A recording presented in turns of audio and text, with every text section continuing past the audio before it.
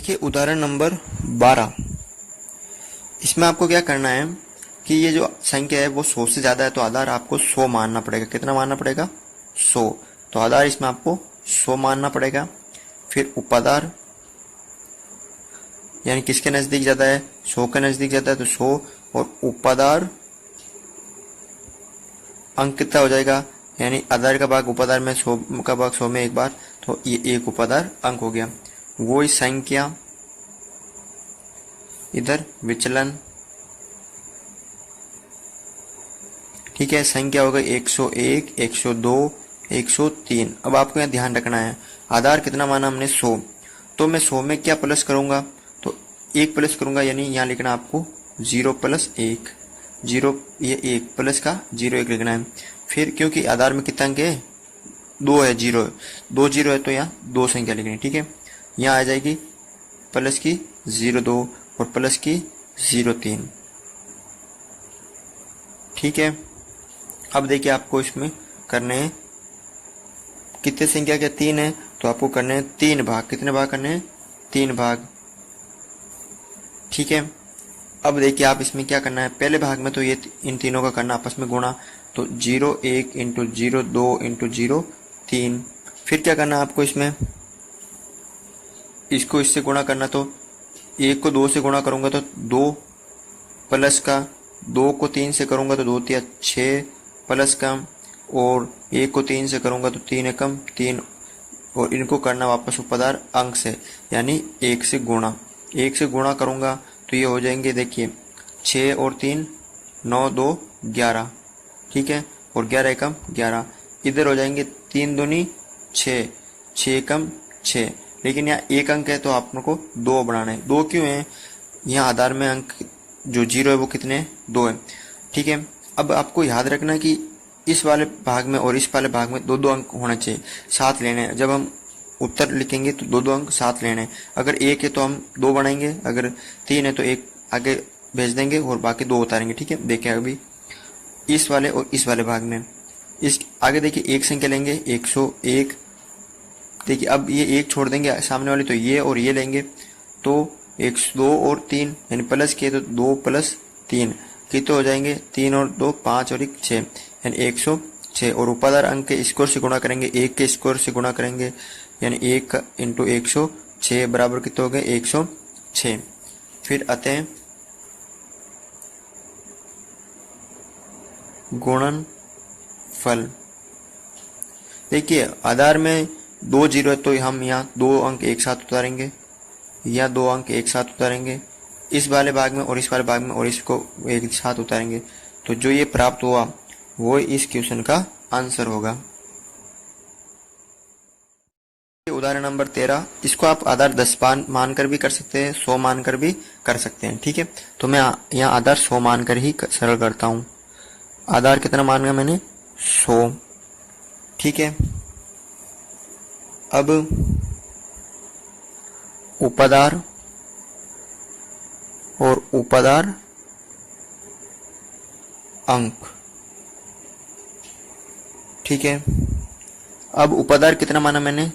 100 माना, क्योंकि 100 के नजदीक है, और उपाधार अंक 100 का भाग 100 में एक बार, तो अंक कितना हो गया? 1। तो ये संख्या, इधर विचलन, ठीक है। संख्या है 99, 98 और 97।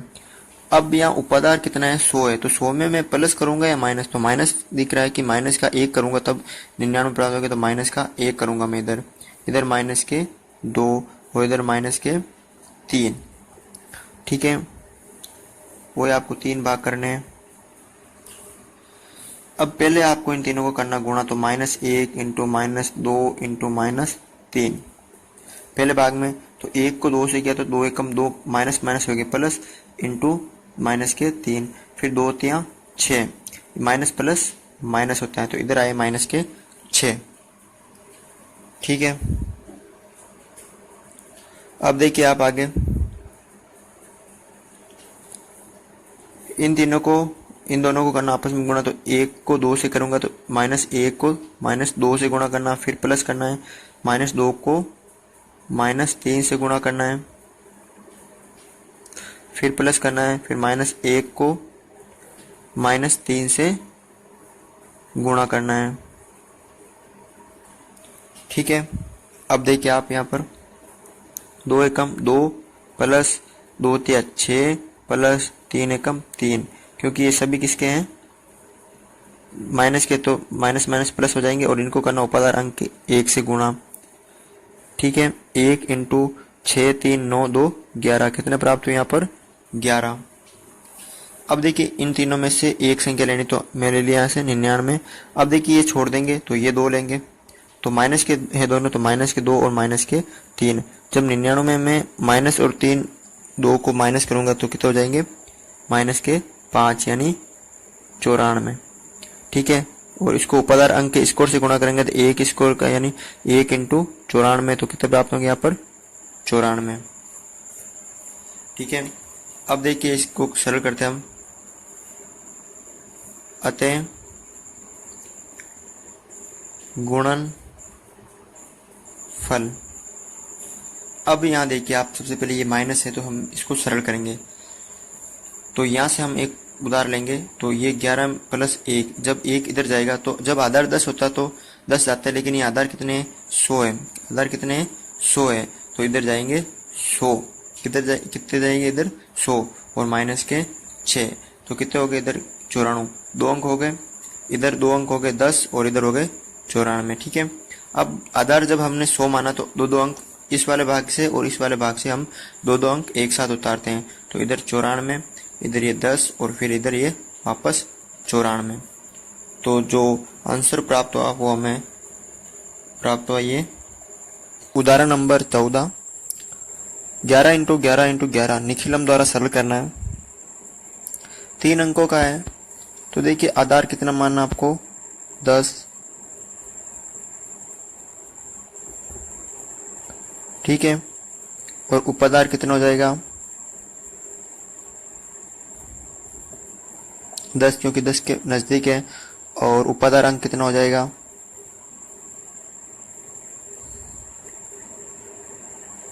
1।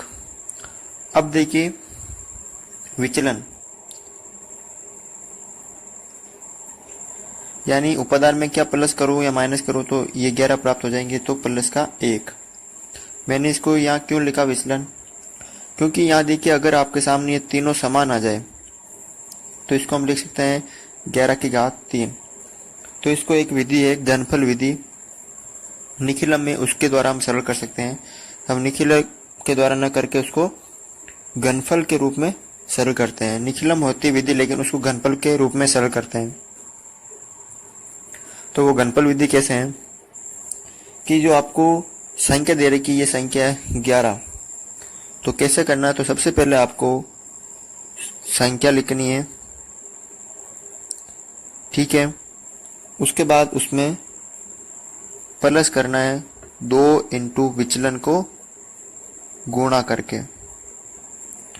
ठीक है, एक बात तो ये हो गया। फिर आपको करना है 3 इंटू विचलन का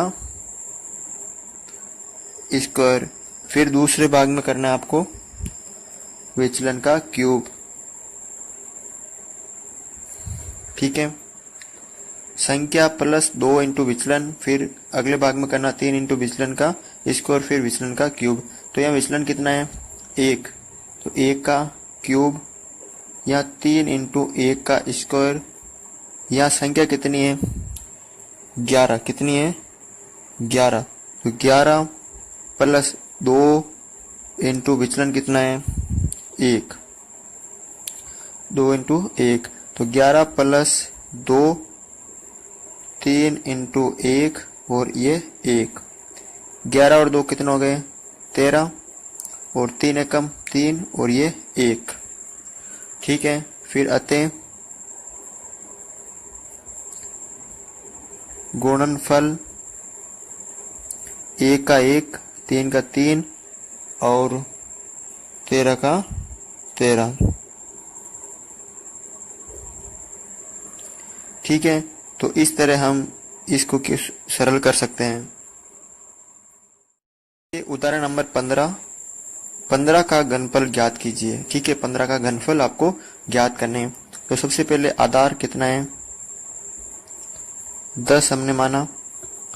उपाधार कितना हो गया, क्योंकि 15 के किसके नजदीक है, 10 के नजदीक है, तो 10 हो गया। उपाधार अंक कितना हो गया, 1 हो गया। और उसके बाद है विचलन। अब उपाधार में क्या प्लस करूंगा तो 15 आ जाएंगे, तो प्लस के 5, क्या करूंगा, प्लस के 5 करूंगा तो 15 आ जाएंगे। अब वो आपको घनफल वाला सूत्र है वो याद करना है, संख्या प्लस 2 इंटू विचलन। ठीक है, आपको घनफल के रूप में इसको सरल करना है पहले भाग में, फिर करना है 3 इंटू विचलन का स्क्वायर, फिर करना है विचलन का क्यूब। ठीक है, सरल करते हैं इसको हम। विचलन कितना है, +5, 5 का क्यूब या 3 इंटू 5 का स्क्वायर। यहाँ संख्या कितनी है, 15 प्लस 2 इंटू विचलन कितना है, 5, तो 15 प्लस 5 दूनी 10, कितना हो गया यहाँ पर 25। ये 3 इंटू 5 का कितना होगा स्क्वायर, 25, 25 तिया 75, और ये 5 का क्यूब 125। लेकिन ये आधार क्या है, 10 है, तो यानी आधार में 1 0, तो हम एक एक संख्या उत्तर में लिखेंगे। तो अतः गुणन फल 25, 125 में 5 और हासिल के ये 12 इधर चले जाएंगे, तो 75 और 12 कितना हो जाएंगे, 5 2 7, 7 1 8, यानी कितना हो गए 87, 87 का 7 हासिल के 8, तो 25 और 8 कितना हो गए, 8 5 13 और 3 33, कितना हो गए 33। तो ये इसका आंसर प्राप्त हो गया। उदाहरण नंबर 16, 103 का घनफल ज्ञात कीजिए। ठीक है, तो सबसे पहले आधार कितना माना हमने, 100 मानकर, क्योंकि 100 से ज्यादा है तो 100 मान लिया। फिर उपाधार भी कितना माना हमने, 100, उपाधार अंक का कोई काम नहीं है। फिर विचलन, यानी 100 में मैं क्या प्लस करूंगा तो 103 आ जाएंगे, तो 3 प्लस के 3 करूंगा। अब वही सूत्र है, संख्या प्लस 2 इंटू विचलन। ठीक है, इधर 3 इंटू विचलन का स्क्वायर, इधर विचलन का क्यूब। ठीक है, आपको ये सूत्र याद रखना है। विचलन का क्यूब यानी जो खेल है इस सूत्र में वो सब विचलन का खेल है। अगर आपने विचलन गलत कर दिया तो पूरा क्वेश्चन ही गलत हो जाएगा। आपको बस जो विचलन है वो सरल करना है सही। तो विचलन का क्यूब यानी 3 का क्यूब, 3 इंटू 3 का स्क्वायर, संख्या है 103 प्लस 2 इंटू 3, 3 का क्यूब यानी 3 इंटू 3 इंटू 3, 3 इंटू ये विचलन का स्क्वायर यानी 3 इंटू 3, 103 प्लस 3 दूनी 6। सरल करते इसको हम, 3 3 9 9 27, 3 3 2 9 27, और 103 और 106 ये कितने हो गए 109। अतः गुणन फल, आधार हमने 100 माना तो 100 में 2 0, तो यहाँ इसमें और इसमें हम 2 2 अंक 7 उतारेंगे, तो इसके 2 अंक 7, इसके 2 अंक 7 और ये 109।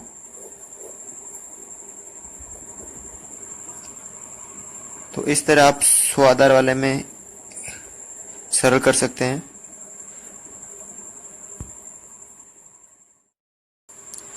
देखिए उदाहरण नंबर 17, चिन्हों का घनफल ज्ञात कीजिए। किसका, चिन्हों का। तो सबसे पहले मानना होता है आपको आधार, जो मैं 100 मानकर करूंगा। उसके बाद उपाधार, क्योंकि ये किसके नजदीक है, 100 के नजदीक है। और उसके बाद है विचलन। अब 100 में मैं क्या माइनस या प्लस करूंगा तो माइनस के 4 करूंगा मैं, तब जाके हमें 96 प्राप्त होंगे। ठीक है, अब वो सूत्र घनफल वाला के सूत्र है, घनफल वाला संख्या प्लस 2 इंटू विचलन। उसके बाद करना है 3 इंटू विचलन का स्क्वायर, फिर करना है इधर विचलन का क्यूब। अब विचलन कितना है, -4 का क्यूब है, इधर 3 इंटू -4 का स्क्वायर है, इधर संख्या है चिन्ह में प्लस 2 इंटू विचलन कितना है -4। ठीक है, 4 का क्यूब यानी -4 कितनी बार है, 3 बार है। अब देखिए जब इसको हम गुणा करेंगे 4 और 4 हो गए ये 16 और ये हो गए प्लस के इंटू -4 और 16 को 4 से करेंगे 64 और ये माइनस के हो जाएंगे तो माइनस के 64। 3 इंटू 4 को 2 बार करेंगे तो 4 चौक 16 और ये प्लस के 16 और 16 को 3 से करेंगे तो 48। और इधर देखिए चिन्ह में प्लस 2 को -4 से करूंगा तो 4 दूनी 8 और ये माइनस के 8 हो जाएंगे, चिन्ह में 8 निकालें तो 88। अब देखिए पहले आपको ये माइनस वाला सरल करना है तो मैं यहाँ से 1 कम करूंगा तो इसको लिख सकता हूँ 47 प्लस 1। जब ये 1 इधर आएगा तो ये 100 में कन्वर्ट हो जाएगा तो इधर बचा 47 और इधर 100 माइनस 64 कितना बचा, इधर 36, इधर 47 और इधर 88। फिर अतः गुणन फल आधार 100 माना हमने तो हम दो अंक साथ उतारेंगे 36, 47 और ये 88।